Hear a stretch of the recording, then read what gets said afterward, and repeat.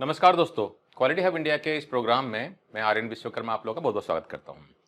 दोस्तों, automotive industry में जो क्वालिटी मैनेजमेंट सिस्टम का हम इस्तेमाल करते हैं वो है IATF 16949 2016। तो ये जो स्टैंडर्ड है इसका इस्तेमाल ऑटोमोटिव इंडस्ट्री में किया जाता है। और अगर हम लोग बात करते हैं क्वालिटी मैनेजमेंट सिस्टम की, तो इस स्टैंडर्ड में कुछ कोर टूल का काफ़ी इस्तेमाल किया जाता है।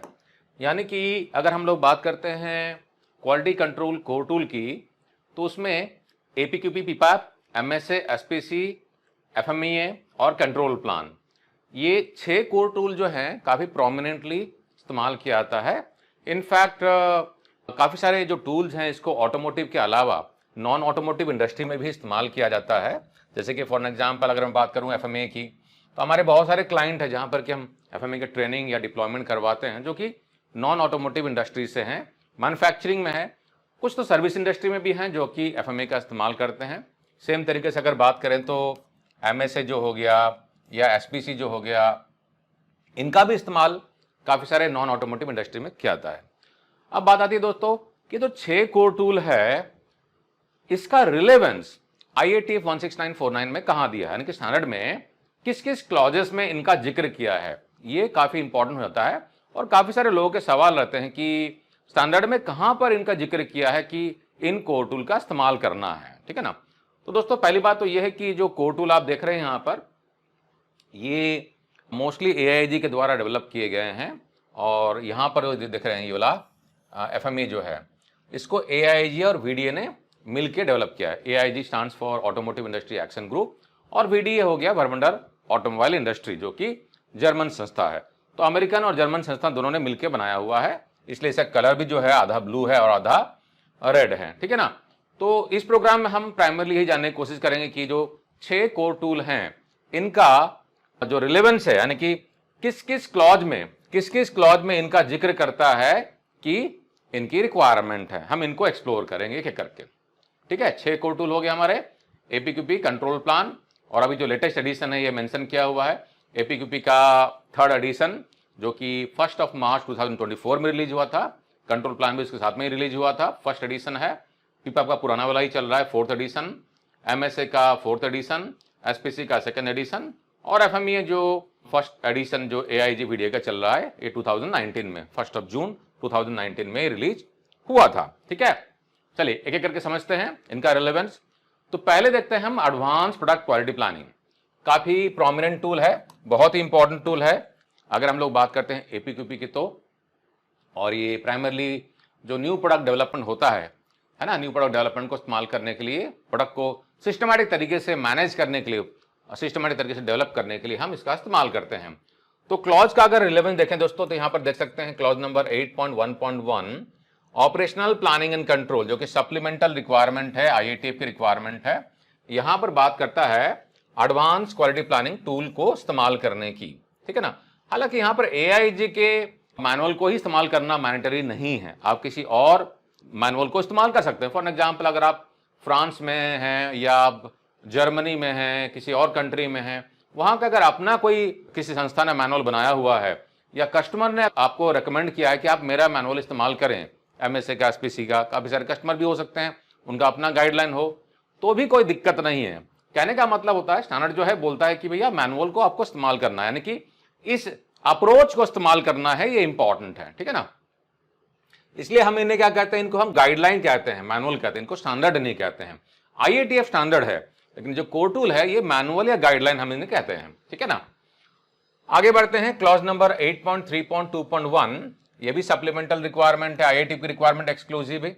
डिजाइन एंड डेवलपमेंट प्लानिंग, इसमें क्या बोलता है, requires use of cross functional approaches which include APQP। तो यहां पर भी जिक्र कर रहा है ना, CFT अप्रोच की और APQP को इस्तेमाल करने की।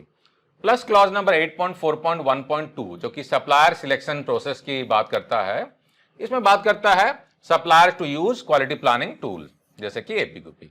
तो यहां पर 3 रेफरेंसेस आपके लिए है जहां पर कि जिक्र कर रहा है कि भैया इनको आप इस्तेमाल करें, यानी कि APQP का रेफरेंस, ठीक है। आगे बढ़ते हैं। APQP ये 5 फेजेस होते हैं, प्लान, डिफाइन, प्रोग्राम, फिर 2 वेरिफिकेशन प्रोडक्ट और प्रोसेस का, फिर प्रोडक्ट का वैलिडेशन, और उसके बाद होता है हमारा feedback assessment and corrective action. ठीक है ना, यहां पर मैं सिर्फ क्लॉज का रेफरेंस बता रहा हूं इस मॉड्यूल में। ठीक है ना, बाकी अगर आपको डिटेल में समझना है तो आप हमारे ऑनलाइन कोर्सेज को एक्सप्लोर कर सकते हैं और चाहें तो आप हमारे क्लासरूम ट्रेनिंग के फैसिलिटी को भी अवेल कर सकते हैं। दूसरा जो हो गया हमारा दोस्तों टूल हमारा हो गया प्रोडक्शन पार्ट अप्रूवल प्रोसेस, जिसे कि हम शॉर्ट में पीपैप भी कहते हैं या पीपीएपी भी कहते हैं। तो क्लॉज नंबर 8.3.4.4 ये बात करता है प्रोडक्ट अप्रूवल प्रोसेस की। ठीक है ना, और ये बोलता है direct reference to customer specific requirements, हम शॉर्ट में सीएसआर कहते हैं। इसका रेफरेंस देता है विच ऑफन इंक्लूड पीपैप, तो यहां पर जिक्र कर रहा है पीपैप की। फिर अगेन 8.4.1.2 जैसे पिछले वाला रेफरेंस था सप्लायर सिलेक्शन प्रोसेस में, इसमें भी बात करता है ensure supplier capability to meet PPAP requirement. ठीक है ना, अगेन यहां पर पीपैप की रिक्वायरमेंट आ गई सेम क्लॉज में, यानी कि एपीक्यूपी का भी और पीपैप का भी रिक्वायरमेंट यहां पर आता है। और 8511 जो कि कंट्रोल प्लान की रिक्वायरमेंट है। तो पीपैप में जैसा कि आपको पता होगा पीपैप में बहुत सारे रिक्वायरमेंट्स आते हैं, 18-19 रिक्वायरमेंट है। इसका भी छोटा सा वीडियो आपको हमारे यूट्यूब चैनल में मिल जाएगा पीपैप के बारे में। इनफैक्ट सारे कोर टूल के बारे में छोटा छोटा वीडियो आपको मिल जाएगा हमारे यूट्यूब चैनल में, आप उनको एक्सप्लोर करें जानने के लिए इन सब्जेक्ट्स पर। अगर आप डिटेल में चाहते हैं तो फिर हमारे ऑनलाइन कोर्सेज को या हमारे ऑफिस को कनेक्ट कर सकते हैं क्लासरूम ट्रेनिंग प्रोग्राम करवाने के लिए। ठीक है ना, तो कंट्रोल प्लान का रेफरेंस है 8511 में। कंट्रोल प्लान अपने आप में एक टूल है, refers to elements required in PPAP. तो पीपैप में जो 18-19 रिक्वायरमेंट होती है उनमें हम control plan as a document भी सबमिट करते हैं। ठीक है ना, तो ये दूसरा हो गया रेफरेंस हमारा, किसका हो गया, प्रोडक्शन पार्ट अप्रूवल प्रोसेस का। प्रोडक्शन पार्ट अप्रूवल प्रोसेस में ये सारे हमारे requirements 19 requirement including bulk material checklist. वैसे आपको पता है बल्क मटेरियल क्या होता है? अगर नहीं पता है तो आप हमारे YouTube चैनल में जाइए और वहां पर आप सर्च करेंगे तो आपको बल्क मटेरियल पर भी एक वीडियो मिल जाएगा। ठीक है ना, तो ये 18-19 रिक्वायरमेंट है जो कि हमें सबमिट करनी पड़ती है कस्टमर को, और इसमें 5 लेवल होते हैं। ठीक है, ये 5 लेवल होता है, बाय डिफॉल्ट लेवल 3 होता है। अब आगे आते हैं, हमारा जो थर्ड टूल है वो है failure modes and risk analysis. तो failure mode and risk analysis की अगर बात करते हैं तो आईएटीएफ में क्लॉज नंबर 6.1.2.1 ये बात करता है रिस्क एनालिसिस करने की। ठीक है ना, अब रिस्क एनालिसिस करने के लिए बहुत ही प्रोमिनेंट टूल है एफएमईए। तो इस क्लॉज में मॉनिटरली ऐसा नहीं बोल रहा है कि आपको एफएमईए ही इस्तेमाल करना है, बोलता है कि भैया रिस्क एनालिसिस करो और कोई टूल इस्तेमाल करो। तो हमारा जो एआईजी वीडीआई का जो मैनुअल है बहुत ही बढ़िया टूल है, कॉम्प्रिहेंसिव टूल है, हम उसे इस्तेमाल कर सकते हैं। ठीक है ना, नेक्स्ट आ गया क्लॉज 8.3.5.1 ये बात करता है डिजाइन डेवलपमेंट आउटपुट। तो डिजाइन डेवलपमेंट में इनपुट होता है, आउटपुट होता है। तो आउटपुट सप्लीमेंटल मतलब आईएटीएफ की एक्सक्लूसिव रिक्वायरमेंट है। यहां बात करता है डिजाइन एफएमए की, यानी कि डिजाइन डेवलपमेंट आउटपुट जो होता है, ठीक है ना, एपीक्यूपी में इस्तेमाल होता है, डिजाइन डेवलपमेंट में करते हैं। ठीक है ना, तो यहां पर आपका आउटपुट में डिजाइन एफएमए निकलेगा। तो एफएमए में 4 तरह के एफएमए होते हैं, पीएफएमईए, डीएफएमईए, मशीनरी एफएमईए और चौथा कौन सा होता है? कमेंट सेक्शन में लिख के जरा बताइए। ठीक है, तो हो गया ये डिजाइन एफएमईए। उसका बात करता है क्लॉज नंबर 8.5.1.1 यहां पर बात कर रहा है कंट्रोल प्लान की। तो एफएमए का जो आउटकम निकलता है वो कंट्रोल प्लान ही होता है, यानी कि एफएमए सॉफ्ट फ्लोर का डॉक्यूमेंट नहीं होता है, सॉफ्ट फ्लोर में इस्तेमाल नहीं करते एफएमए को। जो एफएमए का आउटकम निकलता है वो कंट्रोल प्लान होता है, वर्क इंस्ट्रक्शंस, एसओपी या 1 पॉइंट लेसन जिसे कि हम या चेकशीट वगैरह होता है, उसे हम सॉफ्ट फ्लोर में इंप्लीमेंट करते हैं। एफएमए थोड़ा सा हाई लेवल का डॉक्यूमेंट माना जाता है। ठीक है ना, तो कंट्रोल प्लान हो गया। नेक्स्ट हो गया clause number 9.1.1.1 monitoring and measuring of manufacturing processes. तो यहां पर बात करता है FMEA contributes to identifying special characteristics. तो जो स्पेशल कैरेक्टरिस्टिक्स होता है, अगर आईएटीएफ की बात करें तो क्लॉज नंबर 8.3.3.3 बात करता है स्पेशल कैरेक्टरिस्टिक्स की। ठीक है ना, इसका भी एक छोटा सा वीडियो आपको हमारे यूट्यूब चैनल में मिल जाएगा, आप उसको भी देख सकते हैं। तो जो critical to quality, critical to process characteristics होते हैं, ठीक है ना, स्पेशल कैरेक्टरिस्टिक उन्हें कहते हैं हम। ठीक है, उन्हें हमें क्या करना पड़ता है? एसपीसी करना पड़ता है, statistical process control, process capability और एमएसए में भी इस्तेमाल करते हैं। तो यहां पर जिक्र कर रहा है, तो एफएमईए का जो योगदान रहता है स्पेशल कैरेक्टरिस्टिक को आइडेंटिफाई करना, और ये जो रहता है ये कंट्रोल प्लान में भी होता है। ठीक है, तो ये हो गया हमारा तीसरा वाला कोर टूल हो गया एफएमईए। आगे बढ़ते हैं, तो ये हमारे 4 FME है, ठीक है। System FME, design FME, process FME और मशीनरी FME है, ठीक है। आगे बढ़ते हैं। अब बात करते हैं हम MSA की। तो चौथा टूल हमारा हो गया MSA, मेजरमेंट सिस्टम एनालिसिस। तो मेजरमेंट सिस्टम एनालिसिस की जब बात करते हैं तो क्लॉज नंबर 7.1.5.1.1 है ना, मेजरमेंट सिस्टम एनालिसिस की बात करता है exclusively this requirement to perform MSA as per applicable standard, है ना, जैसे कि रेफरेंस है AIG MSA मैनुअल। बेसिकली हम उसी का इस्तेमाल करते हैं मोस्टली। अगर इंडियन कॉन्टेक्स्ट में मैं अगर देखूं तो हम AIG के मैनुअल को इस्तेमाल करते हैं और FME में AIG VDA के मैनुअल को मोस्टली मैंने देखा इस्तेमाल करते हुए, अनटिल अनलेस कोई कस्टमर एक्सक्लूसिवली कुछ मांग कर रहा हो कि मुझे सिर्फ VDA का ही चाहिए। कुछ कस्टमर मांग कर सकते हैं, नहीं तो मोस्टली इंडियन कॉन्टेक्स्ट में अगर मैं एटलीस्ट देखूं तो AIG के मैनुअल्स और FME का जो है AIG प्लस VDA का मैनुअल एडिशन 1 चलता है, ठीक है ना। आगे बढ़ते हैं। Clause number 9111 monitoring and measurement of manufacturing process. Again इसमें MSA validates the capability of the measurement system. तो मेजरमेंट सिस्टम की रिलायबिलिटी को चेक करने के लिए हम MSA करते हैं। वेरिएबल और एट्रीब्यूट दो तरह के MSA होते हैं, ठीक है ना। तो 9111 इसको टारगेट कर रहा है। और मेजरमेंट सिस्टम एनालिसिस में हम लोग एक्यूरेसी, स्टेबिलिटी और प्रिसीजन तीनों को चेक करते हैं। एक्यूरेसी में बायस और लिनियरिटी आती है और प्रिसीजन में रिपीटेबिलिटी और रिप्रोड्यूसिबिलिटी। जैसे कि मिला के हम कहते हैं गेज R&R स्टडी, है ना। तो जो हम प्रिसीजन के लिए स्टडी करते हैं गेज R&R स्टडी, जिसमें कि इक्विपमेंट वेरिएशन और अप्रेजर वेरिएशन आता है, ठीक है ना। इसके अलावा टोटल वेरिएशन भी निकालते हैं, पार्ट वेरिएशन को भी रेफर करते हैं हम लोग, ठीक है ना। तो बहुत सारे रिक्वायरमेंट होती है गेज R&R स्टडी करने के लिए और वेरिएबल और एट्रीब्यूट टाइप के हम दो तरह के स्टडी करते हैं, एट्रीब्यूट एग्रीमेंट एनालिसिस और वेरिएबल गेज R&R स्टडी, ठीक है। तो ये हो गया हमारा मेजरमेंट सिस्टम एनालिसिस। पांचवा हमारा कोर टूल हो गया स्टैटिस्टिकल प्रोसेस कंट्रोल SPC और clause number 9.1.1.1 monitoring and measurement of manufacturing process, जो कि ऑलरेडी हमने डिस्कशन किया है। यहां पर स्टैटिस्टिकल टूल जैसे कि SPC है उसका इस्तेमाल करने की बात करता है 9111। Clause number 9.1.1.2 identification of statistical tool, इसमें स्टैटिस्टिकल टूल को इस्तेमाल करने की बात करता है। Organisation must determine necessary statistical technique, जैसे कि हम कंट्रोल चार्ट्स वगैरह इस्तेमाल करते हैं, जो भी सुटेबल स्टैटिस्टिकल टेक्निक्स हैं आप उनका इस्तेमाल कर सकते हैं, ठीक है ना। अब कौन से statistical technique, it is purely up to the organisation to decide the way they want to control the process. Ultimate aim क्या है, प्रोसेस को स्टैटिस्टिकल टूल के द्वारा कंट्रोल किया जाए ताकि प्रोडक्ट की क्वालिटी आउटपुट सही तरीके से बने। एम ये है, ठीक है ना। क्लॉज नंबर 10.2.3 प्रॉब्लम सॉल्विंग की बात करता है। SPC can support root cause analysis and ongoing monitoring. Process के जो क्रिटिकल एक्सेस होते हैं यानी कि इनपुट कैरेक्टरिस्टिक्स होते हैं उनको मॉनिटरिंग करने के लिए हम SPC का इस्तेमाल करते हैं, ठीक है ना।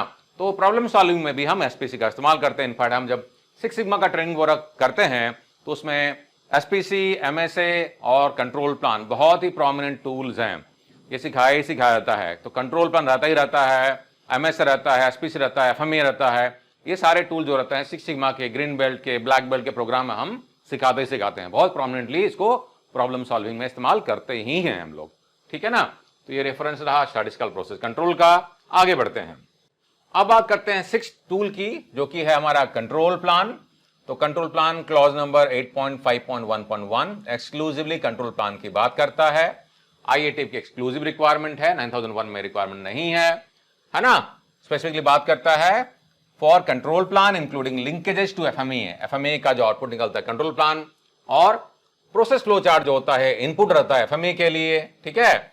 तो प्रोसेस फ्लो डायग्राम या PFD इनपुट के रूप में जाता है FME बनाने के लिए।